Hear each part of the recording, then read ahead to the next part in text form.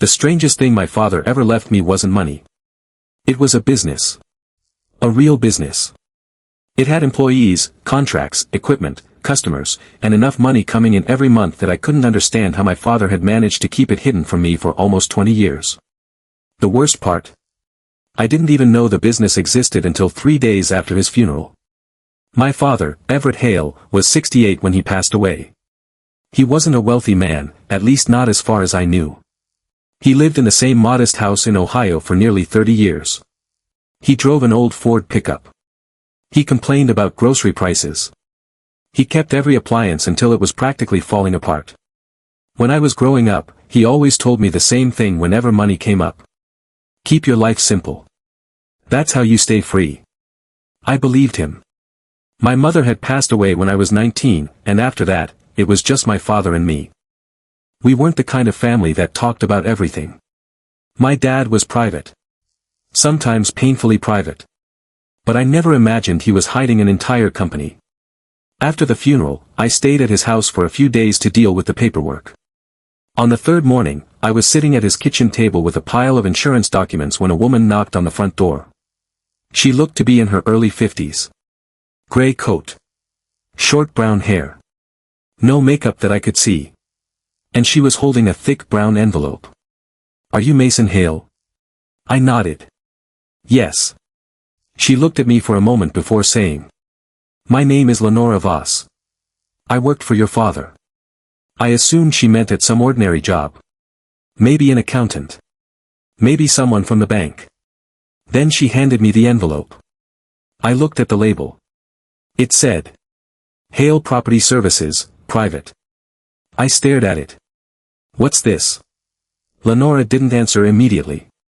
Instead, she asked, "Did your father ever tell you about the company?" "What company?" Her expression changed. Not dramatically. Just enough for me to realize she hadn't expected that answer. "You really don't know?" "No." She slowly exhaled. Then she said something I'll never forget. "Your father owned Hale Property Services." I actually laughed. Not because it was funny. Because I thought she had made a mistake. "My father?" "Yes." "What does it do?" "Commercial property maintenance and management." I looked at the envelope again. "How big?" Lenora hesitated. 37 employees. My smile disappeared. 37. She nodded. Across 3 locations. I just stared at her. My father had never mentioned having employees. He had never mentioned owning a company. He had never even mentioned a business partner. Nothing. Lenora finally said, "There's more in the envelope. Your father instructed me to deliver it personally." I opened it. Inside was a letter.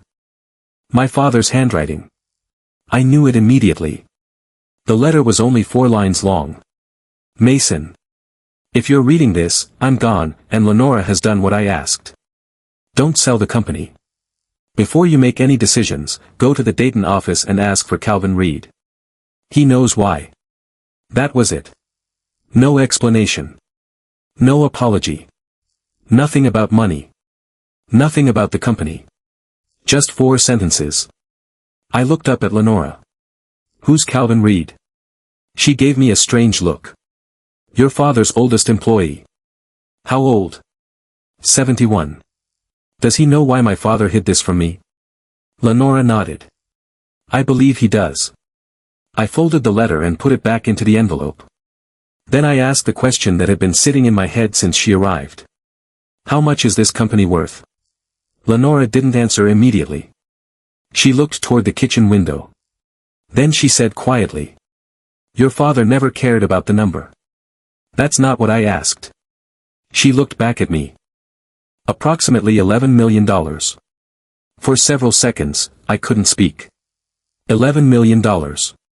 My father had spent my entire childhood teaching me how to save $20 on groceries. He had driven a 20-year-old truck. He had complained about a $300 plumbing bill. And apparently, he owned an $11 million company. I thought that was the biggest surprise I was going to get. I was wrong. Because before Lenora left, she turned around at the doorway and said, "Mason. Yeah. There's something you should know before you meet Calvin. What? She lowered her voice. Your father didn't start that company for himself. I frowned. Then who did he start it for? Lenora looked at me for a long moment. Then she said. That's what Calvin is going to tell you. And she walked away. I stood in my father's doorway, holding an envelope containing the first secret of his life I'd ever discovered. For the first time since his funeral, I wasn't thinking about losing my father. I was wondering whether I'd ever actually known him at all. The next morning, I drove to Dayton. I almost turned around twice. Not because I was afraid of the company. I was afraid of what I might learn about my father. For 34 years, I had a very simple picture of Everett Hale. He was a quiet man who worked hard, paid his bills, fixed things around the house, and never talked much about himself. Now I was driving toward a building with his name on it. Hale Property Services. I expected something small. Maybe a rented office with a few desks. Instead, I found a large brick building sitting on nearly 2 acres of land. There were work trucks parked along the side. At least 15 of them. Each one had the company logo printed across the doors. I sat in my car for almost 5 minutes. Then I finally walked inside. A receptionist looked up. Can I help you? I'm Mason Hale. She immediately stood. Oh. That one word made my stomach tighten. You knew my father. Everyone here did. She came around the desk and shook my hand. I'm Tessa. Nice to meet you. I'm sorry about Everett. Thank you. She looked nervous. Not sad. Nervous. I noticed it immediately. Is Calvin Reed here? She nodded. Conference room 3. I followed the hallway. Before I reached the door, I could hear voices inside. One of them belonged to an older man. You shouldn't have brought him here yet. Another voice answered. He owns the company now. He doesn't know what he owns.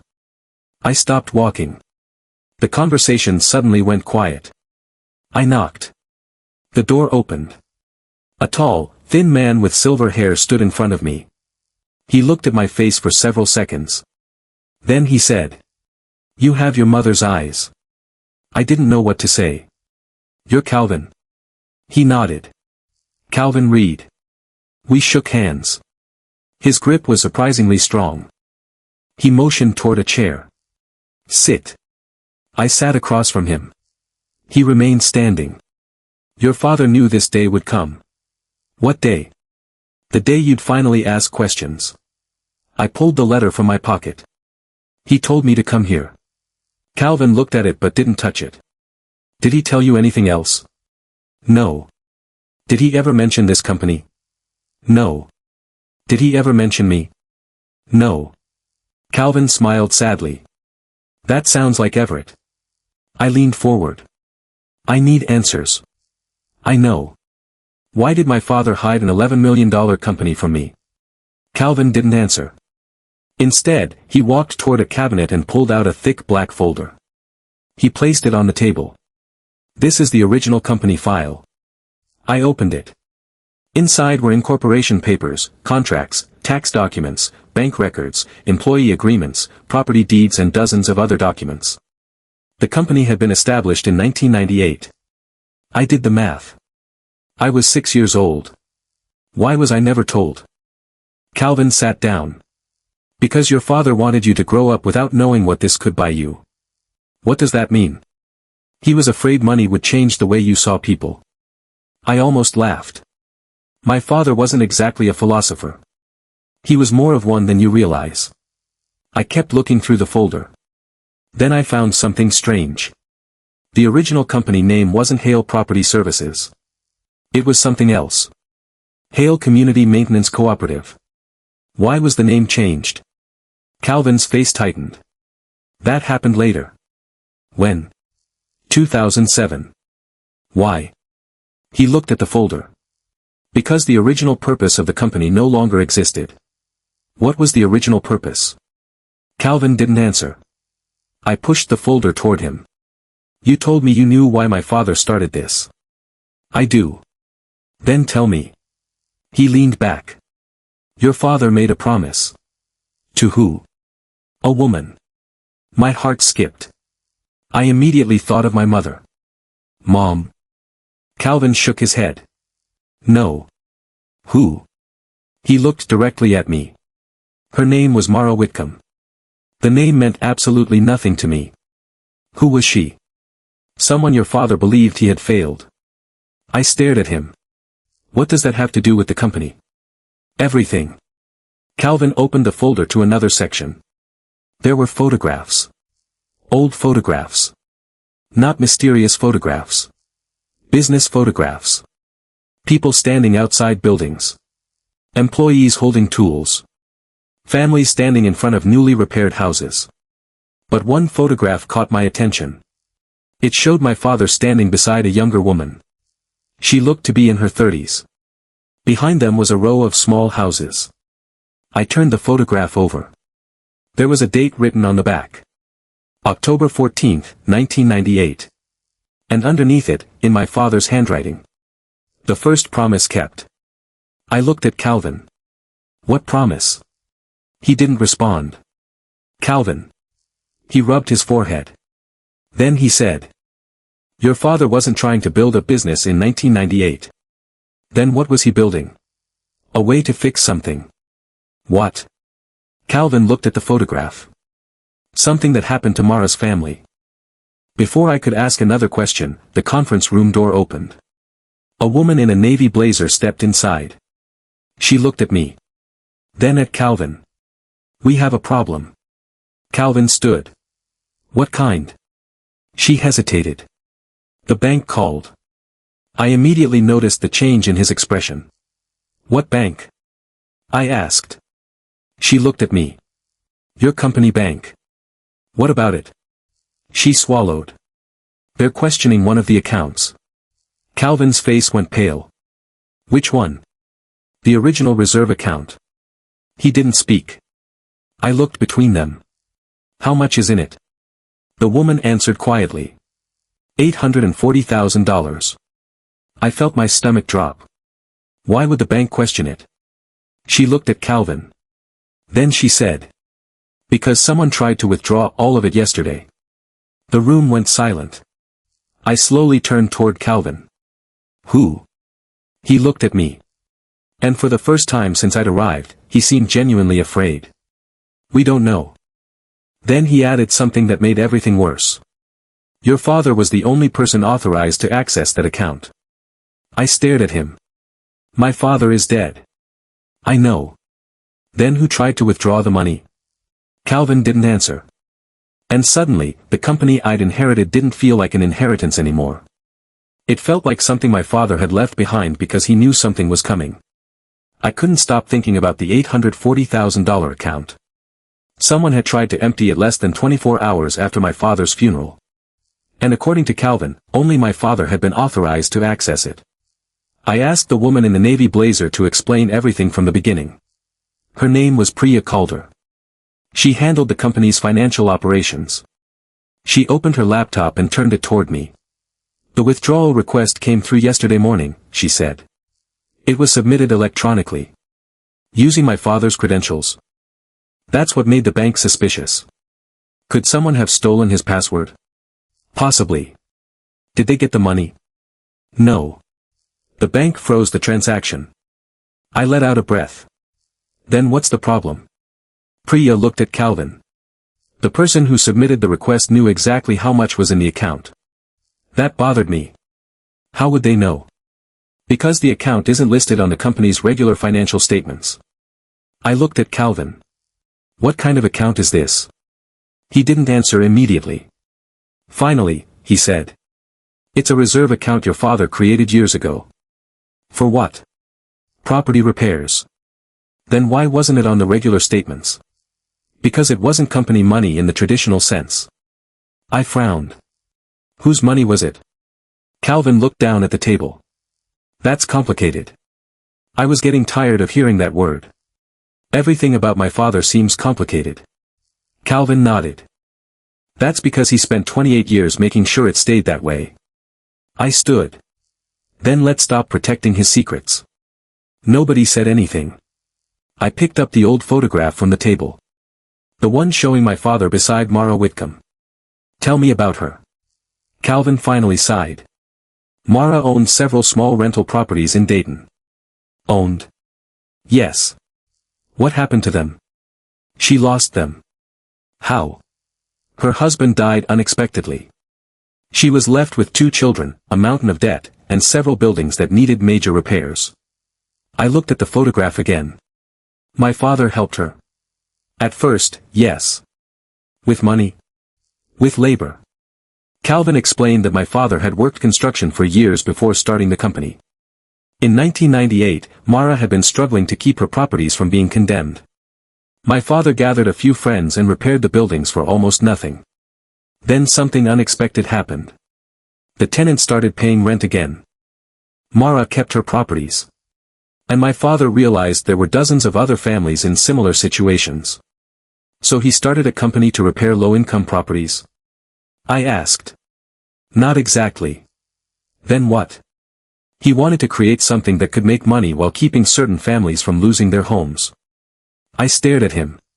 That sounded like my father. But it still didn't explain why he had hidden an $11 million company from me. I asked Calvin directly. Why didn't he tell me? Because of what happened in 2007. What happened? Calvin looked toward Priya. She quietly left the room. I waited until the door closed. Then Calvin said. Your father almost lost everything. Financially? No. He paused. Personally?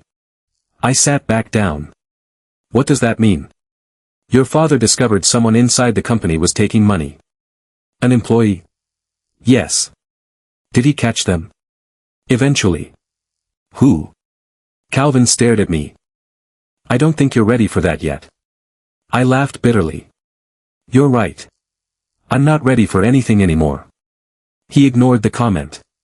Your father spent years rebuilding the company after that. Then why does the reserve account exist? Because after 2007, Everett stopped trusting banks. That doesn't make sense. It will. Calvin reached into the black folder and pulled out another document. It was a list of names. At the top was Mara Whitcomb. Below her were 17 other names. I recognized none of them. What is this? People your father helped. I scanned the list. Each person had a property address next to their name. Some addresses had notes beside them. Roof replacement. Property taxes. Emergency plumbing. Mortgage assistance. Then I noticed something. Every person on the list had received money from the reserve account. Except one. The final name was crossed out. I looked at Calvin. Who is this? He took the paper from my hand. His face changed. I had never seen someone look that uncomfortable over a piece of paper. You shouldn't have seen that. Why? He folded the document. Because that person isn't part of your father's past. What do you mean? Calvin looked directly at me. He's part of your father's present. I felt a chill run through me. Who is he? Calvin didn't answer. I reached for the paper. He pulled it away. Calvin. He finally gave me the name. Grant Hale. I stared at him. My last name. Hale. Calvin nodded. Who is Grant Hale? He looked toward the closed door. Then he lowered his voice. Your father's younger brother. I froze. My father didn't have a brother. Calvin's expression told me I was wrong. He did. Where is he? That's the problem. What problem? Nobody has seen Grant in almost 20 years. I stared at him. Then why is his name on a current financial document? Calvin didn't answer. Instead, he pushed the paper back toward me. Because your father received a message from him 6 months ago. My mouth went dry. What did the message say? Calvin looked me straight in the eyes. It said, you can't keep what was never yours. For a few seconds, neither of us spoke. Then Priya suddenly opened the door. She was holding her phone. Her face was pale. Calvin. He turned. The bank called again. What now? They found the device that submitted the withdrawal request. Calvin stepped toward her. Where? Priya looked at me. Your father's house. My heart dropped. What? She nodded. The login came from a device connected to your father's home internet. I couldn't speak. My father had been dead for 3 days. Yet someone had apparently used his house to access the company's secret account. And then I remembered something. When Lenora came to the house, she had walked straight to the kitchen. She had never asked for the Wi-Fi password. She hadn't needed it. Which meant whoever had accessed the account might have already known how everything worked inside my father's house. I stood up. We're going back. Calvin looked at me. Why? Because if someone used my father's house to access that account, they may have left something behind. He hesitated. Then he nodded. As we walked toward the parking lot, my phone suddenly vibrated. Unknown number. One message. Stop looking into your father's business. I stared at the screen. Then another message arrived. The company isn't yours. And before I could even process it, a third message appeared. Ask Calvin what happened to Grant. I slowly looked at Calvin. He was standing beside me, watching my face. You got a message, didn't you? I didn't answer. Because I suddenly realized something. The person sending those messages knew exactly where I was. And they knew Calvin was standing next to me. I didn't show Calvin the messages. Not yet. Something about the wording bothered me. The person wasn't simply warning me to stay away. They knew I was with Calvin. That meant they were watching us, or someone close to us was telling them exactly what we were doing. Either possibility was bad. We drove back to my father's house in separate cars. The entire drive, I kept thinking about one sentence. Ask Calvin what happened to Grant. When we arrived, I unlocked the front door. Nothing looked different. The same old couch. The same wooden table. The same stack of newspapers beside my father's chair. But now I was looking at everything differently. I wasn't walking into my father's home anymore. I was walking into a place that might contain evidence. Calvin stood in the hallway. Where would he keep important things? I asked. He thought for a moment. Your father never trusted obvious places. Meaning? He had a habit of hiding things where nobody would think to look. I almost smiled. That sounds familiar. We searched the office first. Nothing. Then the bedroom. Nothing. Then the garage. Still nothing. Finally, I went back to the kitchen. That's when I remembered something. My father had always been obsessive about his old coffee machine. It was an ugly black machine he'd owned for years. He never let anyone throw it away. I picked it up. It was heavier than I remembered. Calvin. He walked over. I turned it upside down. There was a small metal panel underneath. 4 screws. I found a screwdriver and removed them. Inside was a tiny flash drive taped beneath the panel. Calvin went completely still. Where did you find that? In the coffee machine. He stared at it. Your father put that there. Apparently. I connected the drive to my laptop. There were 12 files. The first 11 were financial documents. The 12th was a video. I clicked it. My father's face appeared on the screen. It was clearly recorded months before he died. He looked older than I remembered. Tired. But completely focused. If you're watching this, Mason, something has gone wrong. I stopped breathing. My father continued. I need you to understand something before you make any decisions about Hale Property Services. He paused. The company isn't what people think it is. Calvin moved closer to the screen. My father looked directly into the camera. I didn't build it to become rich. I built it because I made a promise to someone. The screen suddenly went black. The video ended. That's it? I asked. Calvin nodded slowly. There may be another file. We checked the drive. There wasn't. I looked at him. You knew about this? No. You knew my father recorded something. I knew he was worried. That's not the same thing. Calvin sat down. For the first time, he looked old. Your father told me 6 months ago that someone had started asking questions about the company. Who? He didn't know. Then why didn't he tell me? Because he was trying to protect you. I shook my head. From what? Calvin looked at the floor. From your uncle. I stared at him. Grant. He nodded. What happened to him? Calvin was silent for several seconds. Then he finally told me. Grant Hale was 4 years younger than my father. In the late 1990s, the brothers had been close. They worked together on the first properties. But Grant was different. He saw the company as an opportunity. My father saw it as a responsibility. According to Calvin, they began fighting over money. Grant wanted to take outside investors. My father refused.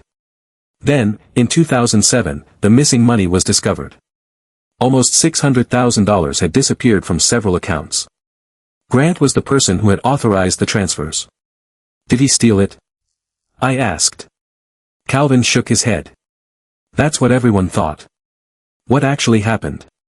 Grant claimed your father had given him permission. Did he? No. So my father reported him? Yes. What happened? Grant disappeared before the police could question him. I stared at Calvin. Disappeared? He left Ohio. And nobody heard from him? Not for years. Until 6 months ago. Calvin nodded. I suddenly remembered the name on the document. Grant Hale. I pulled out my phone. Did my father tell you what Grant wanted? He said Grant wanted something that belonged to him. The company? No. Then what? Calvin looked at me. The original properties. I didn't understand. What original properties? The first 17 properties your father repaired in 1998. I thought about the list. The 17 names. The properties. Are they still owned by the company? Some. Some. Most were eventually sold. To whom? Calvin didn't answer. I opened the financial documents on the flash drive. There was a property list. I searched through the addresses.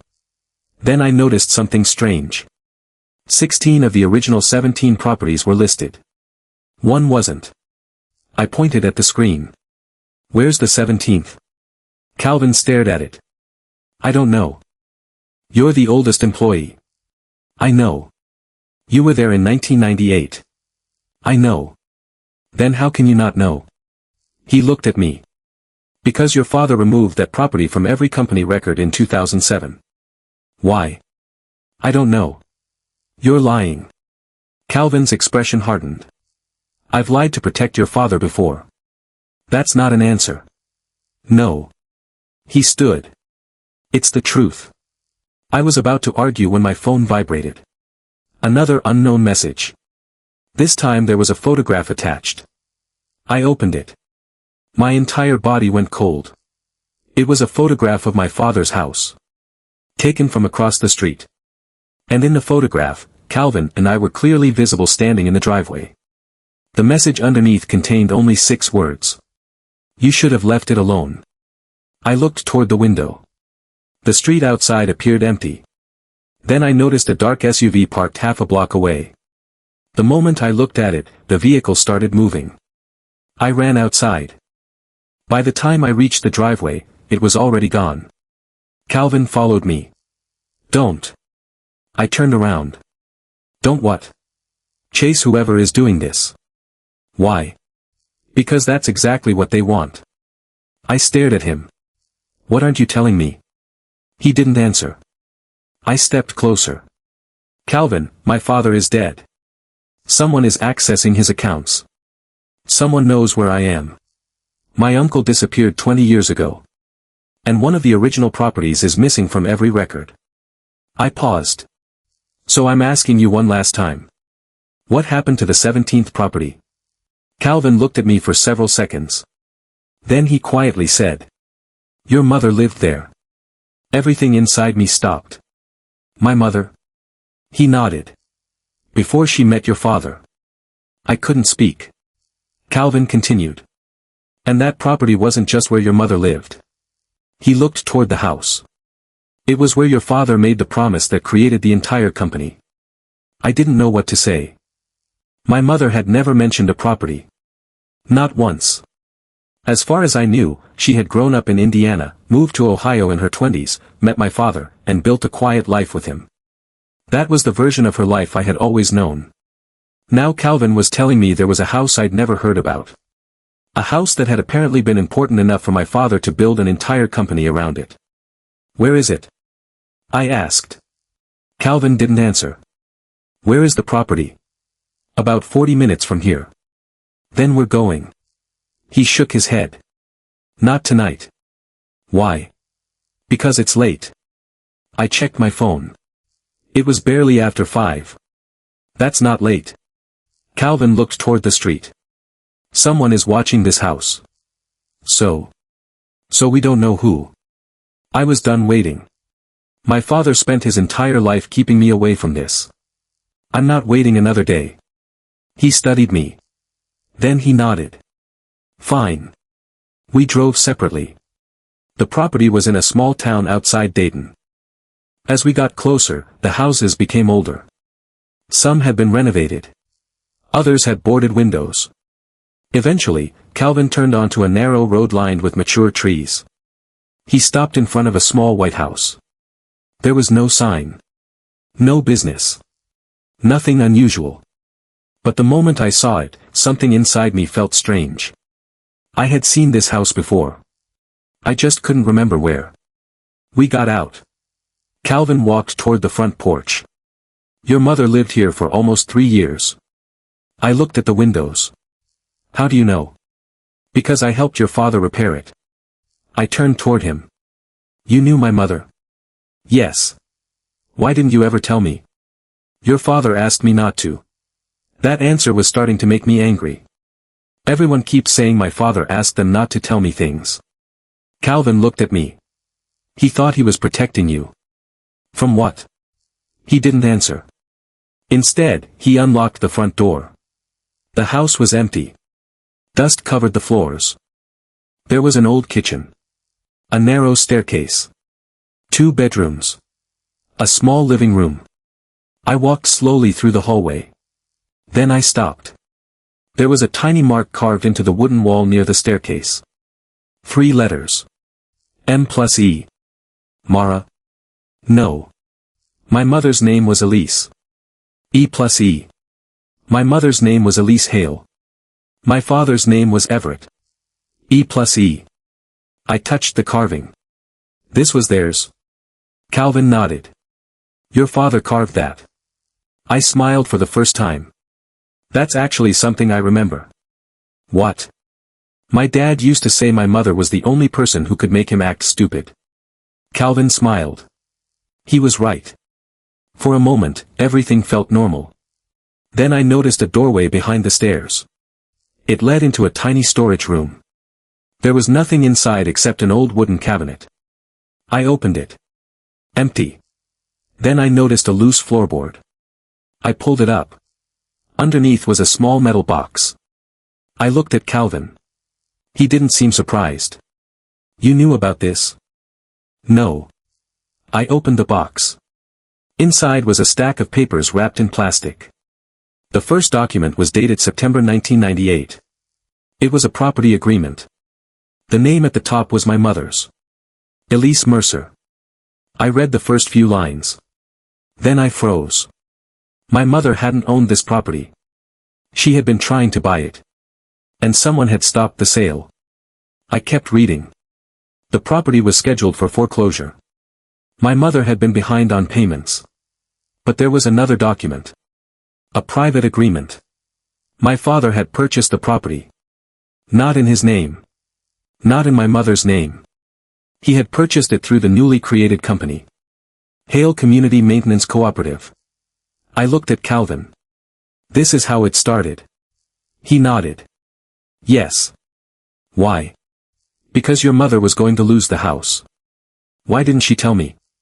Because your father made her promise. What promise? Calvin looked away. That you would never know he saved it. I felt something tighten in my chest. Why? Because he didn't want your mother to feel like she owed him. I sat on the floor. For years, I'd thought my parents had simply struggled financially when I was young. I never knew my father had secretly bought their home. I never knew he had built a company around helping people like my mother. Then I found another paper. It was a letter. My mother's handwriting. I unfolded it carefully. The first sentence made my hands shake. "Everett, I know what you're doing." I read further. She knew about the company. She knew about the properties. And she was afraid. Not of my father. Of Grant. My uncle. According to the letter, Grant had discovered what Everett was doing. He believed the company was wasting money helping people instead of maximizing profits. But there was something else. Something far more disturbing. My mother wrote that Grant had threatened to expose the company unless Everett gave him control over several properties. Everett refused. The letter ended with one sentence. "If Grant comes back, don't let him near Mason." I stopped reading. Mason? Calvin looked at me. "That's me." "I know. Why would she write that?" He didn't answer. I turned the page. There was another document behind the letter. A birth certificate. My name was on it. But something was wrong. The father's name wasn't Everett Hale. I stared at the paper. The biological father's name was different. Someone I'd never heard of. I read the name again.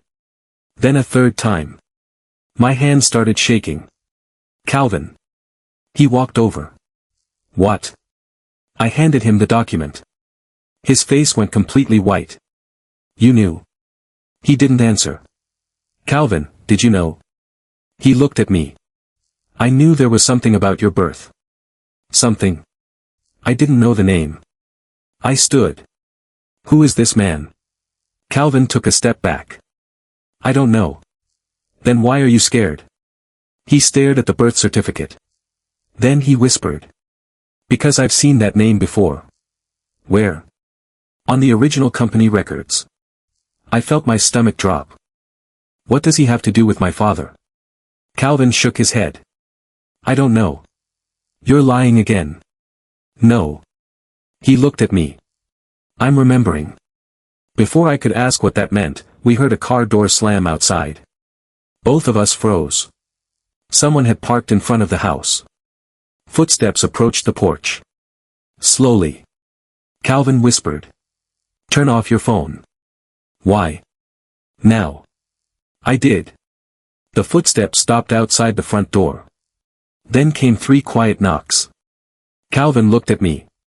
I looked at the door. Neither of us moved. A man's voice came from the other side. "Mason?" I didn't recognize it. Then he said something that made my blood run cold. "Your father told me you'd eventually find this house." There was a pause. "And he also told me not to let you find out who your real father was." For several seconds, nobody moved. The man outside knocked again. "Mason, open the door." I looked at Calvin. He raised one finger to his lips. "Stay quiet." The man waited. Then he said. "I know you're inside." My heart was pounding so hard I could hear it. Calvin slowly moved toward the back of the house. I followed. We slipped through the kitchen and out a rear door. There was a narrow alley behind the property. We didn't stop until we reached the car. Once we were inside, Calvin locked the doors. "Who was that?" I asked. "I don't know. You just told me my father's biggest secret might involve him." I said I didn't know who he was. But he knew my father. Calvin stared through the windshield. "That's what scares me." I pulled out the birth certificate again. The name was still there. Silas Mercer. My mother's maiden name was Mercer. But I had never heard the name Silas. "Who is Silas Mercer?" Calvin shook his head. "I don't know." "Then why did you say you've seen the name?" "Because your father showed me an old company document years ago." "What document?" "I don't remember everything." "Try." He closed his eyes. It was one of the original property agreements. From 1998. Yes. Was Silas listed as an owner? No. An investor? No. Then what? Calvin opened his eyes. He was listed as a beneficiary. I stared at him. Beneficiary of what? That's the part one don't remember. I pulled out my phone. We're going back to the office. Why? Because the original records are there. Calvin didn't argue. We drove straight to Hale Property Services. The building was mostly empty when we arrived.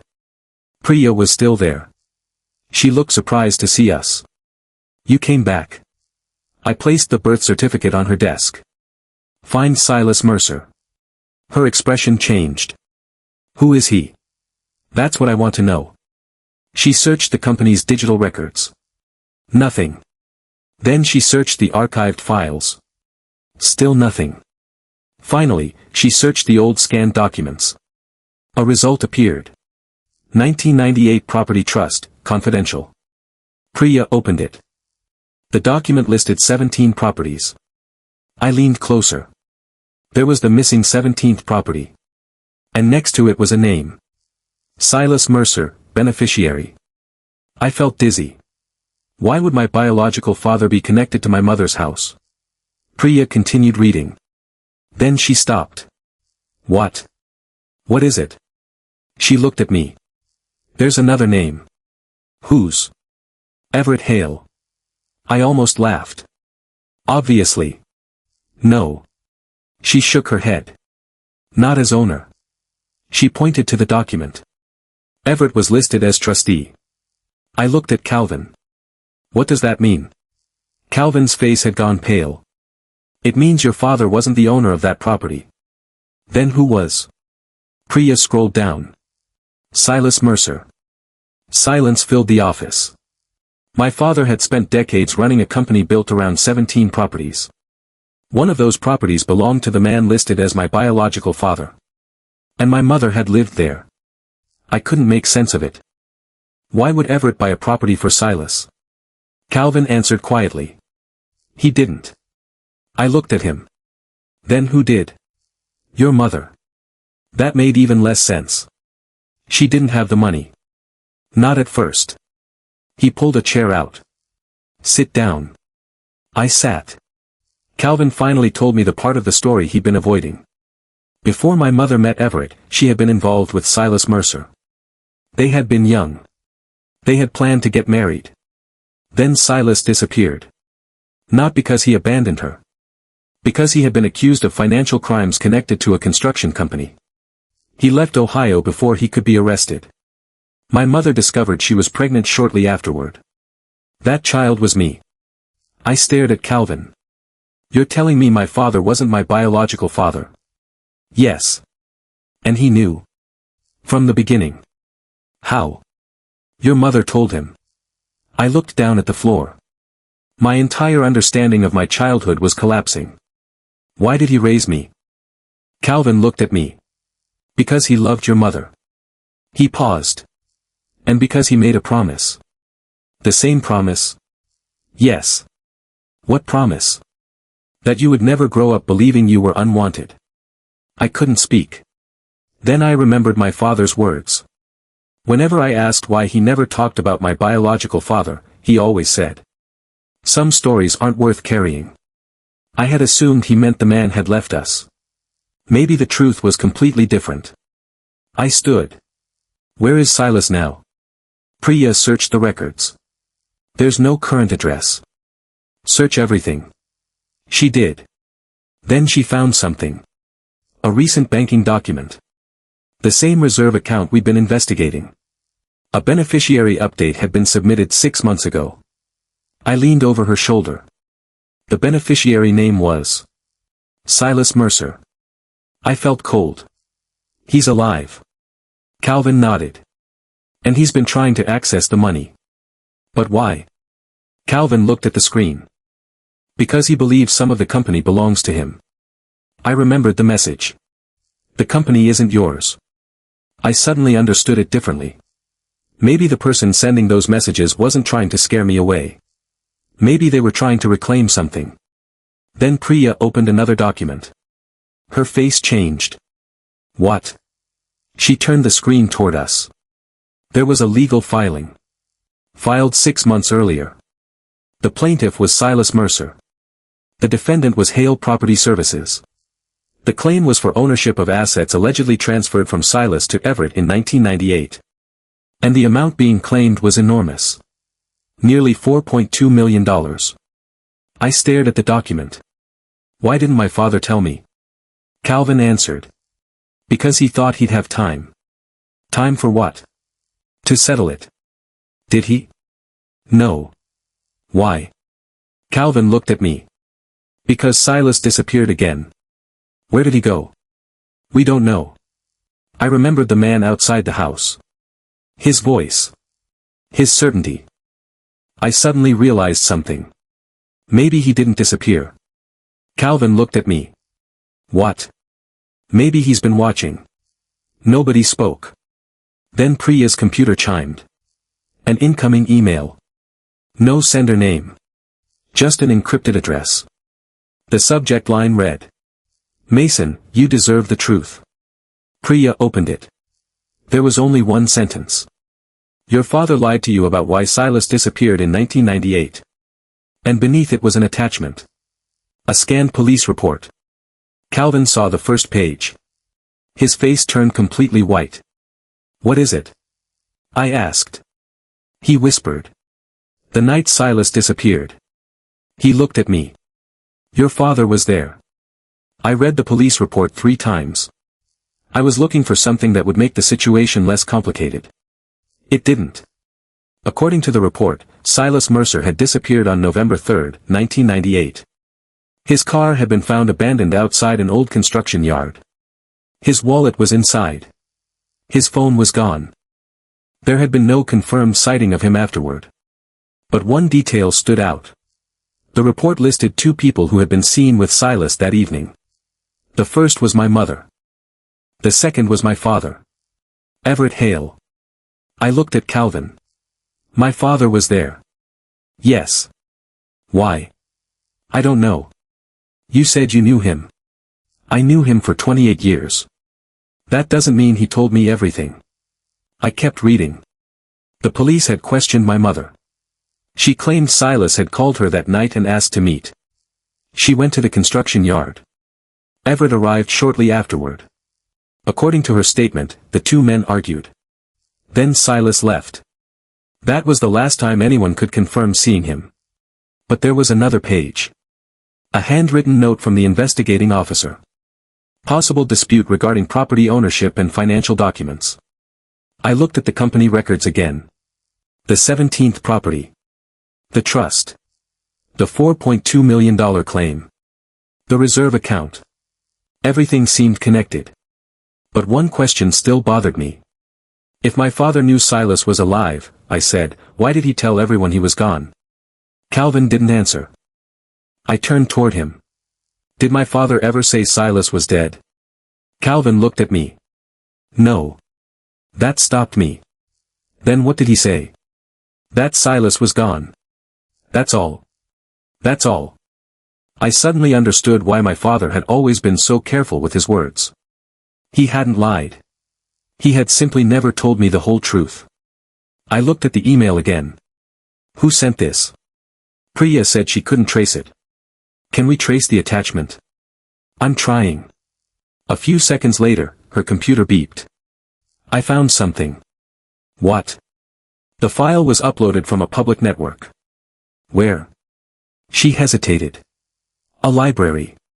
What library? She gave me the address. It was only 12 minutes from the office. Calvin stood. We're going. We drove there. The library was almost empty. Priya had called ahead and asked the manager to preserve the computer records. A security employee met us. He showed us the workstation used to upload the file. There was no account information. No name. But there was security footage. We watched the recording. A man sat down at the computer. Gray jacket. Dark baseball cap. He looked directly at the camera for a second. Then he turned away. I couldn't see his face clearly. But Calvin could. He stopped breathing. That's him. Silas. Calvin nodded. That's Silas. My hands went cold. You're sure? I'd know him anywhere. The man in the video stood up. Before leaving, he placed something underneath the keyboard. The security employee retrieved it. A small envelope. My name was written on it. Mason Hale. I opened it. Inside was a single photograph. It showed 3 people standing outside the 17th property. My mother. My father. And a younger man I had never seen before. Silas. But there was something written on the back. I didn't leave because I wanted to. Below that. Ask Everett why he made me disappear. I felt sick. Your father made him disappear, Calvin whispered. I looked at him. What does that mean? I don't know. Then find out. We returned to the office.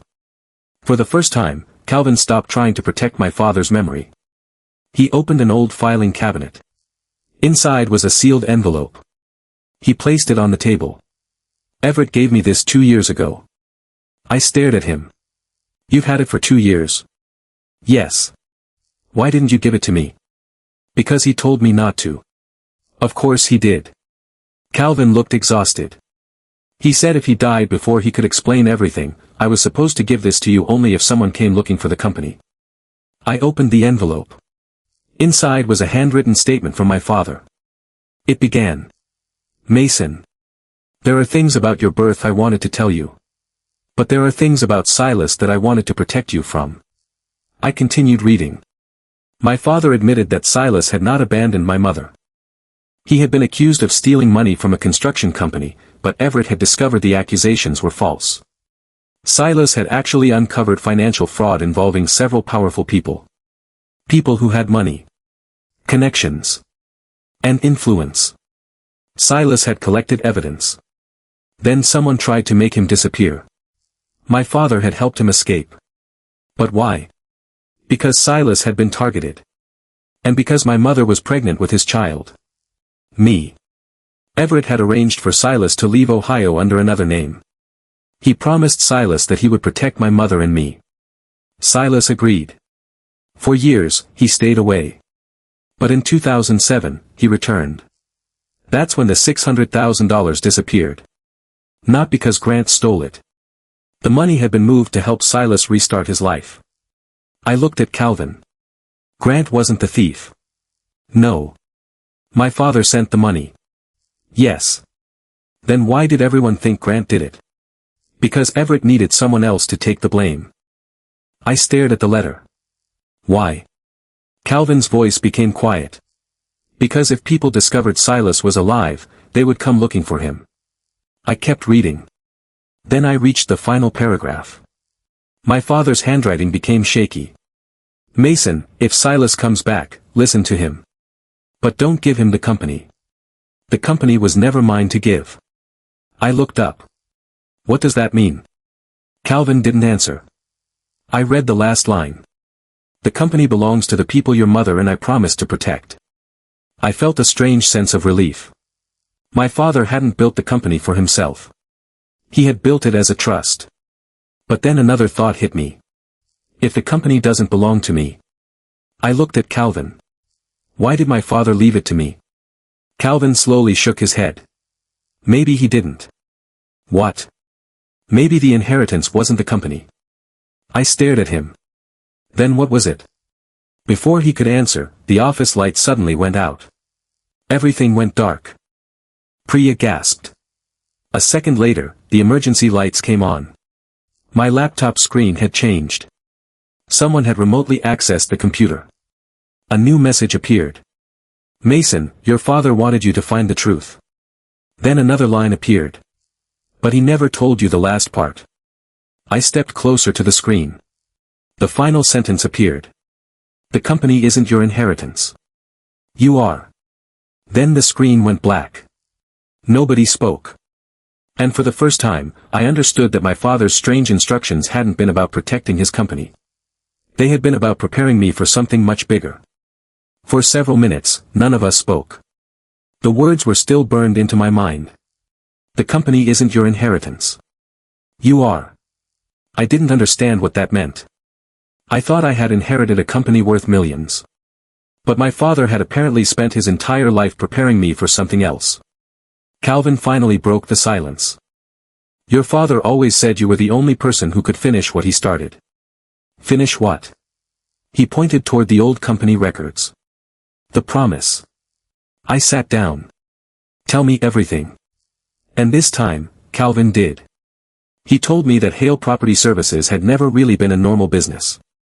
My father had structured it as a profitable company, but its real purpose was to protect the 17 original families and, eventually, anyone else who needed help keeping a property they couldn't afford to lose. The company made money from commercial contracts. That money funded the trust. The trust helped families with repairs, taxes, and temporary financial problems. My father had spent decades quietly expanding it. But there was one final piece. The company had never belonged entirely to Everett. It belonged to a private trust. And the controlling trustee had always been someone else. My mother. Until she died. After her death, the legal documents automatically transferred control to me. I wasn't inheriting the company because my father wanted me to become wealthy. I was inheriting responsibility for the trust my parents had built together. I looked at Calvin. Then why didn't Dad tell me? Because he wanted you to choose it. What do you mean? If he'd told you about the money when you were younger, you might have spent your life chasing it. He wanted you to build your own life first. That sounded exactly like my father. But there was still one person missing. Silas. Where is he? Calvin looked toward the office door. I think we know. A man's voice came from the hallway. Yes. I turned. The man from the library stood there. Older than the photograph. Gray hair. Tired eyes. But there was something familiar about his face. Something I couldn't explain. He looked at me. Mason. I couldn't move. You knew my father. Silas nodded. Better than anyone. You were alive this whole time. I was. Why did you stay away? He looked down. Because your father asked me to. Why? Because the people who wanted me gone never stopped looking. He explained that after he disappeared, he spent years moving between different states. Everett secretly sent him money through the trust. The $600,000 transfer in 2007 had been part of that arrangement. Grant hadn't stolen the money. Everett had created the false story to protect Silas. But Grant eventually discovered the truth. That's why he left. He didn't want to expose Everett. He wanted control of the assets. And he'd spent years trying to find a way back into the company. Where is Grant now? I asked. Silas looked at Calvin. Dead. I froze. What? He died 2 years ago. Then who has been trying to access the reserve account? Silas shook his head. Not Grant. Then who? Silas looked at me. Someone working for him. He explained that Grant had left behind legal documents and instructions. Someone had been trying to force the company into a sale. If they succeeded, the 17 protected properties could be sold. The trust would disappear. And millions of dollars would go to private investors. The attempted $840,000 withdrawal was only the beginning. I looked at the old company records. So my father knew this was coming. Silas nodded. He knew he might not live long enough to stop it. And that's why he left me the company. No. Silas shook his head. That's why he left you the truth. He reached into his coat and handed me an envelope. My name was written across the front. I knew the handwriting immediately. My father's. I opened it. There was one final letter. Mason. If you're reading this, you've probably learned things about me that I should have told you years ago. I'm sorry. I didn't keep these secrets because I didn't trust you. I kept them because I wanted you to have a normal life. Your mother loved you more than anything. I loved you too. Biology never changed that. Silas is your biological father, but I was your dad. I hope you always knew the difference. I had to stop reading for a moment.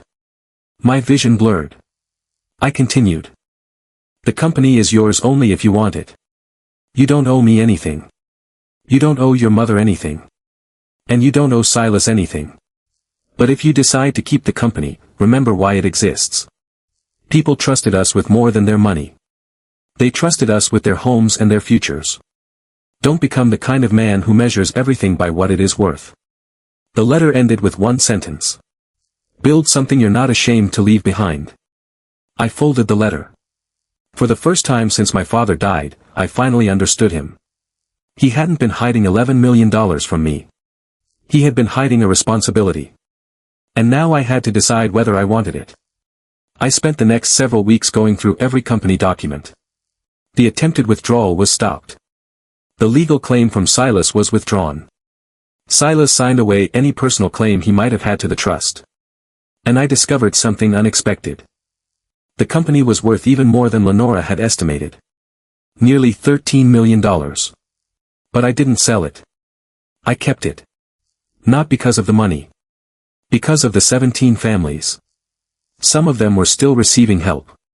Some had no idea my father had been quietly protecting them for decades. I met several of them. One elderly couple told me my father had repaired their roof 23 years earlier. They had never been able to repay him. When I told them I was his son, the woman started crying. She said, "Your father told us never to worry about paying him back. He said someday we'd understand." I finally understood. That was the business my father had really built.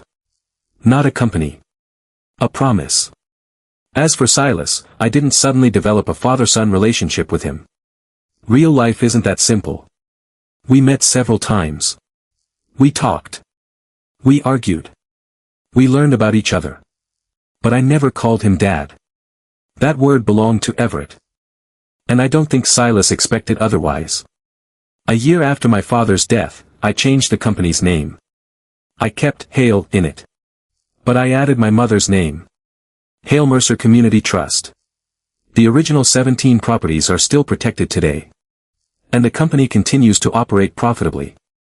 But there's one thing I never told anyone outside the company. I still have the old coffee machine. The one where my father hid the flash drive. It doesn't work anymore. I keep it in my office anyway. Sometimes people ask why. I tell them it reminds me that the most valuable things in life aren't always the things that appear on a balance sheet. My father left me $13 million worth of responsibility. But the real inheritance was something else. He left me a reason to become the kind of man he believed I could be. And honestly, that's worth more than any company. What do you think? If you discovered that your father had hidden a huge part of his life from you to protect you, would you forgive him after learning the real reason?